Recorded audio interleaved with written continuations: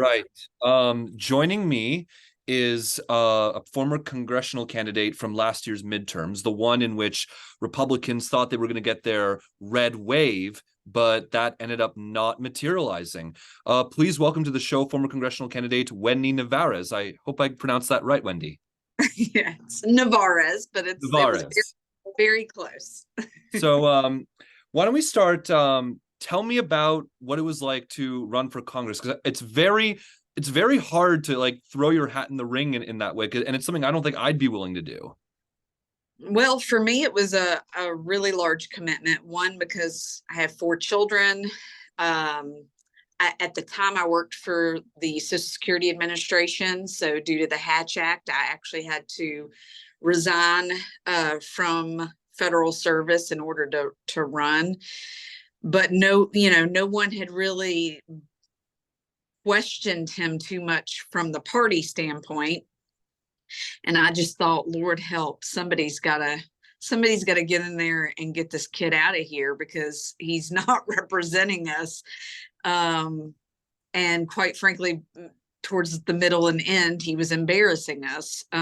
So that was kind of my mindset. I've always been you see something that needs to be dealt with, or some place to step up, then you do that. And that's always been me. So yeah, that was kind of the leap of faith I made. Right. For those who don't know what kid she's talking about, the former occupant of her district was Congressman Madison Cawthorn, who from many people remember at first campaigned as like a bread and butter conservative, but then just went off the rails as soon as he got elected. Yes, I completely 100% agree with that. I will say that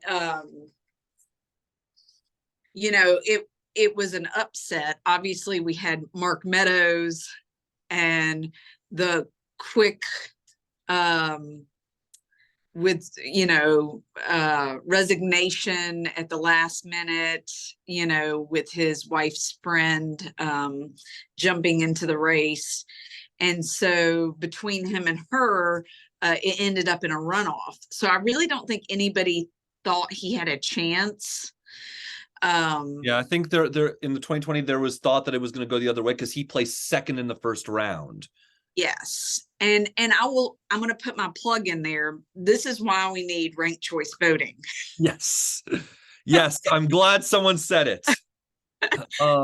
It's like instant runoff material. You don't have to spend as much on the election doing it that way. You don't have to worry about getting people to turn back out again. And so, which I think was the issue, right? We had less turnout for the runoff, and therefore he won. So yeah, I live in Georgia, and if we had ranked choice voting here in 2020, I highly doubt Marjorie Taylor Greene would have gotten elected. Yeah, quite frankly, I would have been much better off with Miss Strahan. I'm just saying. Yes. Yeah, no, I mean, just a little bit more about Madison Cawthorn, because he basically got when he went full on MAGA, and yet he somehow, in the course of his time in short 1 year, I think 1 year into his term in Congress, he managed to piss off everybody in North Carolina to the point where they dropped Oppo research on him.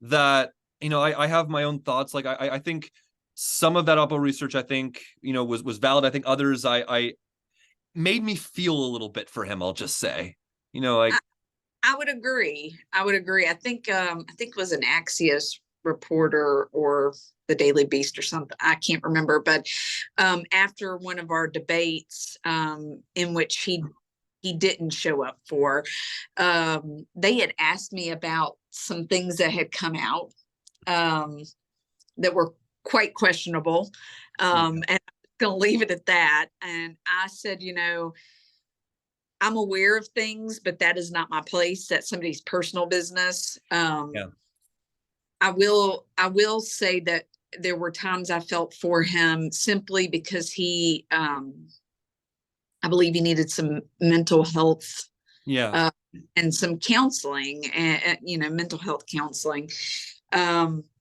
and that's not a jab, like that's, No, for you know, sure.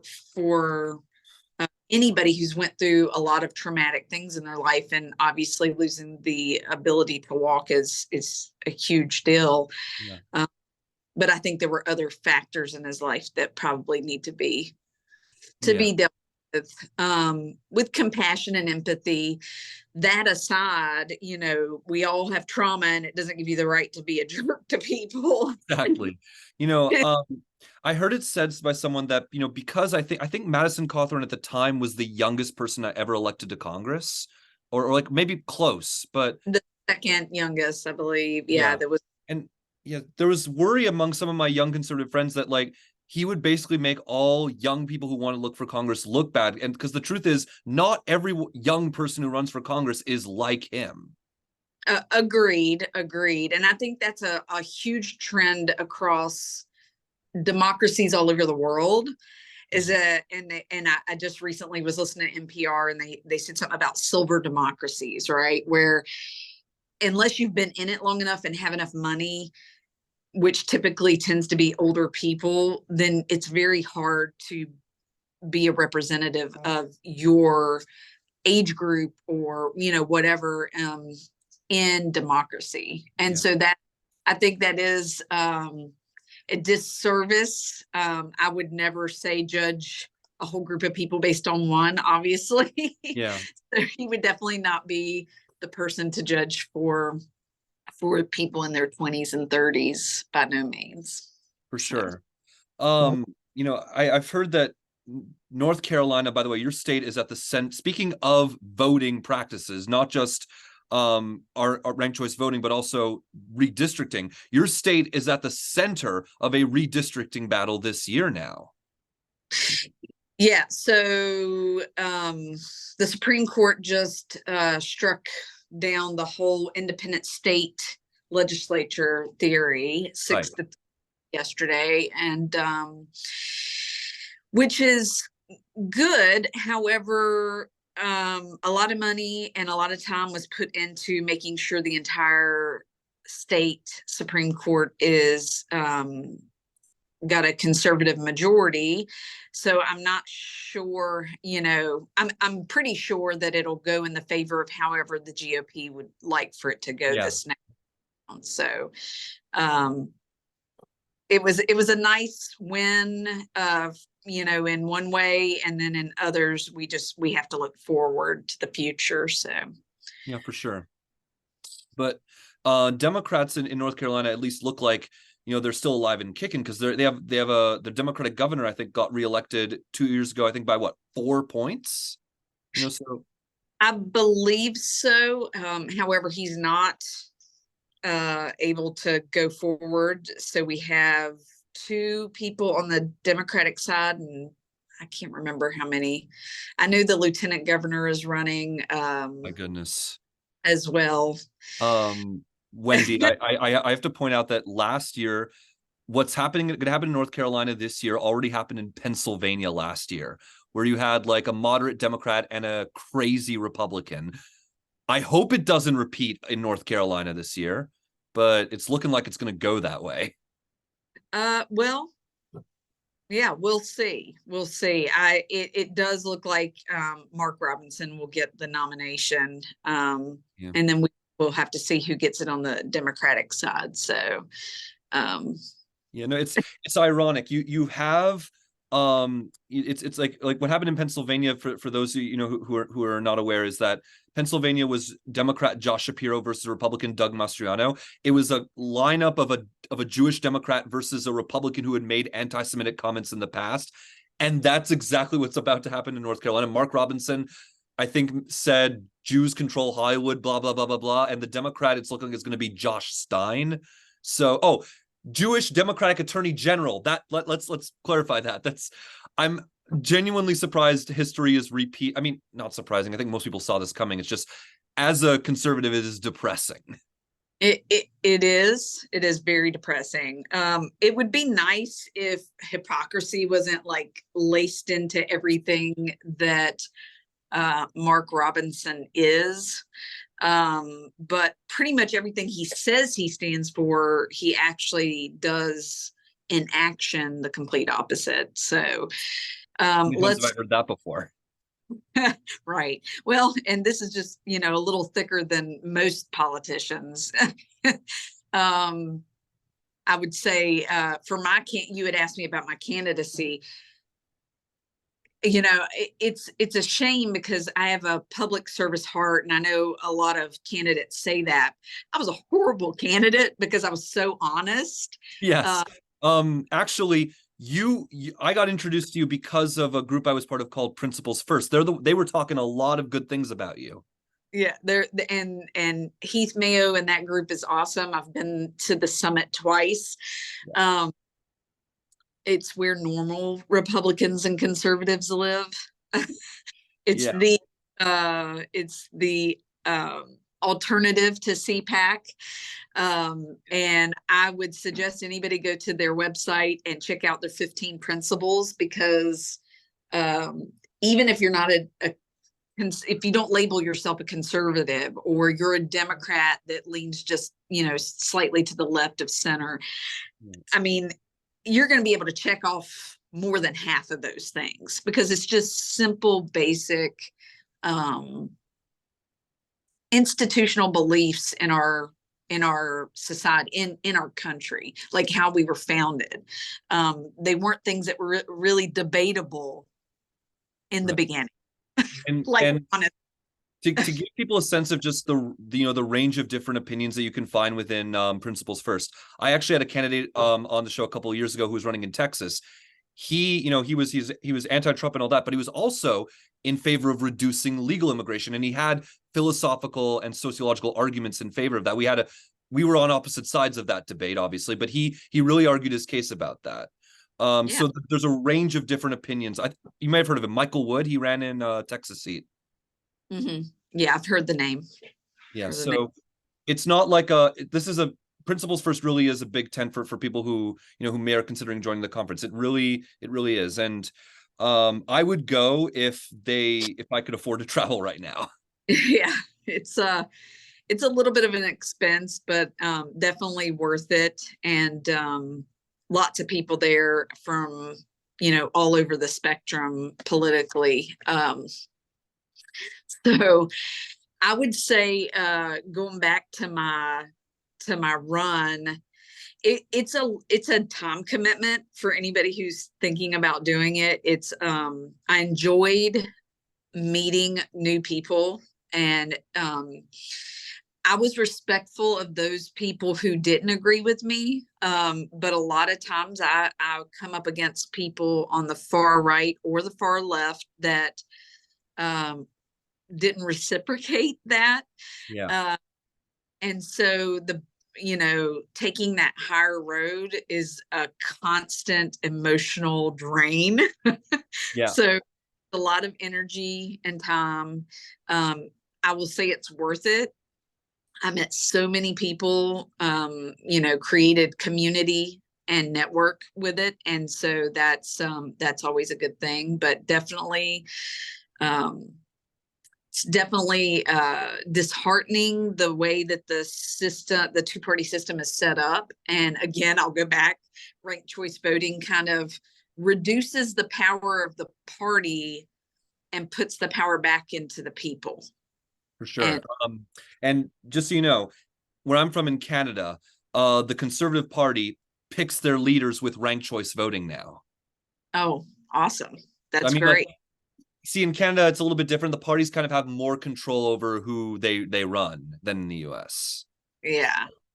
Yeah. Um, I would argue that the parties pretty much choose who ends up the nominee, because they either give you the time and space and resources, or they don't. So inadvertently, it still works out kind of that way. right. It's just that it is possible to unseat an incumbent member of parliament in a primary, but you have to show up on a particular night, stay for a couple hours, and then vote if you want to do that. Yeah. Yeah. Um, yeah, I'm not sure what Canada's turnout is, but I mean, we're getting closer to being competitive with those folks who are, you know, advanced industrial, you know, first world countries. But I think the last U.S. election we were close to 52% or 53% or something like that, and that was a non-presidential year, which is pretty unheard of. Yeah. And so we just need to keep pushing to get people out there. I will say one of the hardest places to canvass was college campuses. You have a handful of people that are super excited. And then you've just got so many kids who are just like, why, you know, they don't feel like their vote counts and it doesn't matter. Mm-hmm. So I really believe that, you know, that ranked choice voting would kind of bring those younger voters back in. You know, the ones in their 20s are just kind of starting out life, adult life, and they need a say because as we know, policy changes, but also policy sticks around, and the decisions that are being made now will affect, you know, a decade, 2 decades, 3 decades from now. And so those folks really do need to get engaged and involved. But I think it starts with putting some faith back into the system Yeah, for them. it feels like lately, honestly, that Congress has outsourced its decision-making responsibilities to the Supreme Court, if I'm being quite honest. You know. I would agree. I would agree. I find it kind of ironic that the state legislature, with the whole independent state legislator theory, took it all the way to the Supreme Court when they were arguing that they should have the power, but they were deferring to the judicial branch. It's kind of ironic to me. And for those people who don't understand what that is, it's basically the state legislature believes that they have the ultimate authority to make decisions with no checks and balance from other branches. I believe North Carolina, I think, is one of 2 states, the other being Connecticut, where the governor doesn't veto redistricting bills. Yeah, Uh, panel judge, judge panel. So. Right. But although Connecticut, I think it counterbalances that by requiring a 2/3 majority to pass a map. Yeah. Yeah, that would be nice. But I mean, and right now they have a super majority due to the fact that a Democrat parties in our. So. Yeah, there are people in my circle of friends who are kind of giggling about that, and others who are kind of there's giggling and then there's groaning depending on what side you're on. But yeah, I mean, you just can't help but say what deal got had. You know, always got the swamp and the back rooms and all of that. You know, it's like people don't just change their party. I've been a Republican my entire life, and even with as many things that upset me about my own party, I haven't switched to Democrat. Yeah. So I find it very odd that the excuse was because they felt the pressure from party leaders above. You know, that just seems odd because that happens in both parties. So I don't know why the whole grass is greener on the other side approach. I mean, she seems to have had enough experience to know that's absolutely absurd, and it's going to happen no matter where you're at. But people don't may not like to hear this, but in 2018 I actually supported congressional Republicans because I knew that the ones who were the most willing to criticize Trump at the time were going to be the first ones kicked out of office, and that's exactly what happened. Yeah. And it's true. It's a litmus test. You know, we similar to what they're doing with the presidential candidates right now, right? We need you to talk about that too. Yeah, we need you to sign this piece of paper saying you're going to support the nominee no matter who it is. Well, that happened to me at one of our county one of the county meetings that we had. All the candidates were there. We were given our speeches, and they asked us to all stand and raise our hand if we were willing to support the eventual nominee, and I was the only one that didn't. out of everybody. And I said, well, how disingenuous are all of you to raise your hand? You're obviously in this race to unseat Madison Cawthorn, Yes. and you don't like the way he's handling business, and you're going to sit here and say you would support him if he wins. And so it's just one of those, it just takes courage of conviction and to be willing to stand up and tell the truth, even in a room full of people who want, who are honestly sometimes one step away from pitchforks and, and fire. Exactly. And Like, in fact, in mentality. yeah, in fact, in the presidential election, like Asa Hutchinson, who's, unfortunately he's not going to be the nominee, but he's saying a lot of good things. He actually asked the RNC to say, I know we have to pledge to support the nominee, but I think there should be an exception if the nominee is convicted of a crime. And the RNC is like, hell no.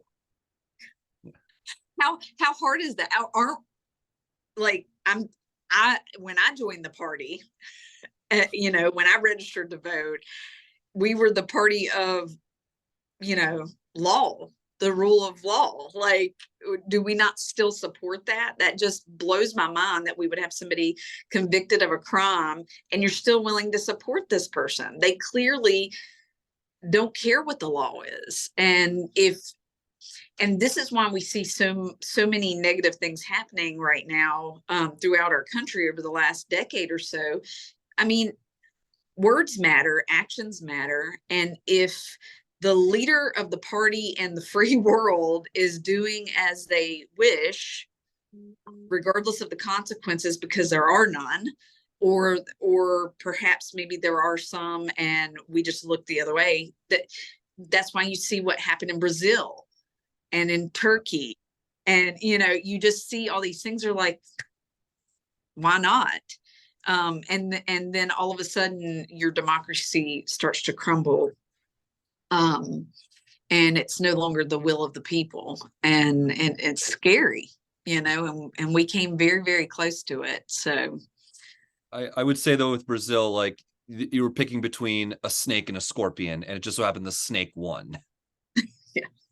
This Yeah, because I don't know. I mean, like Lula, he's very uncomfortably close to people like to Maduro and people like that. Yeah. Yeah. Anyway, I want to go back to America though, because the presidential election is starting to heat up. And there's already a number of fascinating stories. One, the guy who's been polling in second is well, first of all, the guy who's polling in first is boosting his support from the fact that he's about to become a convicted criminal. The fact that the guy polling in second is running to his right on a number of issues, and one of the guys who's criticizing Trump vociferously is a former governor of New Jersey who himself is a corrupt official and worked for said first candidate. Yeah, it's a sad pool of tears that we're drowning in the GOP. There's better than this out there. I just don't understand why the inner workings of the party don't try to pull themselves out of it. But I think at this point it's just so far gone, and everybody is so wrapped up in what they've done and said over the last since basically 2015. It's hard to go backwards. I actually just made a comment about not starting over from scratch when it comes to different things like institutions. But we definitely, I don't think a third party is necessarily the way to go because it takes away votes and ultimately will make Trump the president again. I wish the U.S. had a vibrant multi-party democracy. Yes, it would be nice to see some other options, but that's just not how it's set up. And that's not how the power dynamic works. And I would say maybe in the primary that and you basically the ranked choice voting is going to get us the most diverse group of people at the primary level, to where the general feels more like you almost have a third party. There's nobody playing far right, far left. They kind of have to appeal to everyone, or to a larger portion of people. So it's interesting. Yeah, on the topic of third parties. Oh, you were gonna say something? I was going to say, Country First has got a thing going where they call it primary first. So it's really trying to boast that turnout during the primaries, so that you kind of avoid having these extremes in the general, where it's kind of a lesser of two evils. So. Yeah, speaking of extremes, like, back in 2019, where I was going back and forth about whether or not I was going to support the Democrat, I was taking a look at especially when it was looking like for a moment in February that Bernie Sanders was going to be the nominee. I was taking a look at the third party candidates, and I was a little bit disheartened because it looked like libertarians were about to run basically like a mime or performance artist by the name of Vermin Supreme. They ended up running someone else. The Constitution Party, which was running a convicted coal baron, and the Green Party was running someone who, quite frankly, made Jill Stein look like Dick Cheney. Yeah. So I was like, okay, if Biden's the nominee, I'll go with him at that point. I mean, and just the way you said that is literally how every voter feels. Well, not every voter, but a large majority of voters feel. It's just like, okay, well, I'm just going to hold my nose and, mark this person, because they'll at least be a backstop to Yeah. the. Most of us don't want to see this rerun, by the way. No, we don't. And it's going to happen anyway.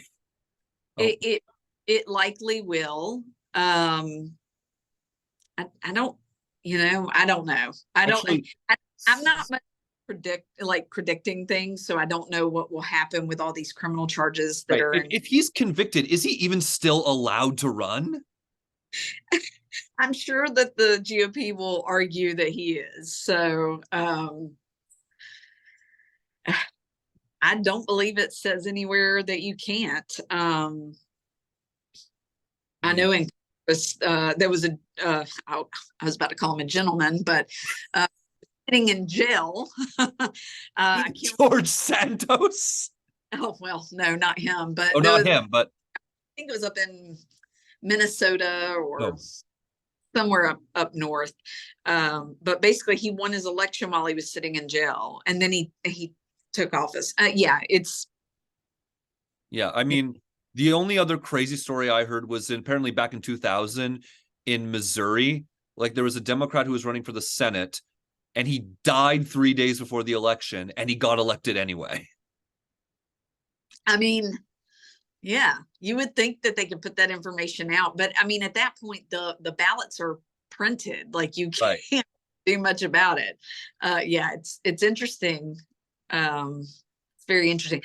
I guess the good part about it, most of the time when something like that happens, the party can place them. So I guess the will of the people still moved forward based on the party platform in that instance. So yeah. Is there anything else? I mean, I'm gonna just ending talking about the presidents. I do want to end on a bit of an optimistic note on that subject, because I think decline is a choice, and there are ways, like, if we went with someone like Tim Scott, I think that's a real chance for a new direction and to rebuild. Yeah. I think so. If anybody out of the group, pack of like 13 or however many it is right now, were to push forward, I would say he would definitely be the best direction to go in besides Asa. So it's I don't know. It's actually fascinating that the South like was one of Trump's stronger regions, and yet the South is also producing some of the best candidates who could take the GOP in a better direction. Yeah, it is very interesting. Maybe it speaks to the ego of the South. Yeah, for I mean, it's a part of the history of the South, so um yeah. yeah, that is interesting. But I mean, I wouldn't count Trump out just because there's a lot of people in the South going against him. I honestly believe that the majority of them are there to interview as vice president, because he's not going to have Mike Pence be his vice. Sadly, Nikki Haley seems to be campaigning like that. I had high hopes for her, but yeah. Yeah, no. Most of them don't have the integrity to go in, with the idea of honestly trying to um, serve the country and all the people in it. It kind of also one particular issue that really saddens me, the way that some Republicans are talking about, including Trump and DeSantis, is Ukraine. Like, I think you and I probably both agree that Ukraine is like offering to, just give us weapons and we'll defeat Russia for you without any American troops. Like, why are people against that deal? I mean, it's a difficult one. It always comes down to money. It comes down to money, and people, I find it interesting that a lot of those folks are people in the GOP, when typically those are the people who are adamant about, supporting the military and supporting, doing what we need to do to sustain peace, throughout the world. Yeah. So being prior military, I would, and my son being of age to go off to war, I'm sitting here thinking I would much rather give you my money than my child. Yes. That And yeah, Yeah, particularly the fact that the Ukrainian people have expressed an interest, saying you don't have to give us any troops, just give us the equipment, and we will do your job for you. yeah. I mean, we have to have learned from our past, with World War I and II, and Yeah. you can't just sit around until it gets so out of hand that there's more casualties than needed to be in the first place. So Yeah, this may be a bit of a controversial comment, but because I was talking to someone like on the anniversary of Pearl Harbor and just how horrible it was, but I sometimes wonder how much horrific more things would have been had Pearl Harbor not happened. Would it's true. A lot of people died in a very short period of time because of that incident, but yeah. had we not been attacked and had to involve ourselves more and have a reason, right? Right. And A catalyst, then we likely would have lost more people, and so would have our allies. right. And I guess I say personally because I have cousins who live in the Soviet Union who just a few months earlier were killed themselves by the Nazis as Yeah. they blitzkrieg through the Soviet Union. Yeah. Anyway, so maybe I'm just thinking about it a little bit personally. I don't know, but I do think that if we've learned anything, if we take anything away from World War II, it's that it's possible to stop evil before it metastasizes. The question is, are we willing to? Yeah, I agree. Yeah. I wish I could say that this is something that I don't know how optimistic I feel about, the direction, because it seems like my personal experience has been that when Trump first ran, the people, in the GOP who were most willing to express these views, like let's just, leave Europe to the Russians, as recently as 2012, many of them were Democrats, and they came to the GOP around that time. So I'm wondering if Trump had something to do with that turn in on that issue. There's a good chance. Oh, are you still there? I'm here. Sorry. Yeah, there's a possibility. I couldn't connect the dots for you on that one, but there's a chance that that could be the case. So Yeah.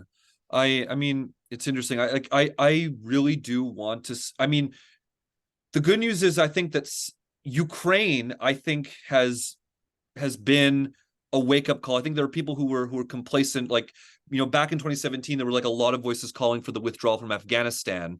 That seemed to be the popular view at the time, but one withdrawal later and one Russian invasion of Ukraine later, seems like those of us who actually believe in a strong foreign policy, we seem to have a lot to talk about now. this is true. And I mean that every president for the last 20 years knew we should not be in Afghanistan, and we should have done what needed to happen, and got out of there. But I think everybody knew, that as soon as we withdrew, it was going to fall apart. Yeah. And it was just who had the courage to make that happen. Right. I would have done it differently personally. I don't believe in telling your secrets, and maneuvers before you do them. Yeah.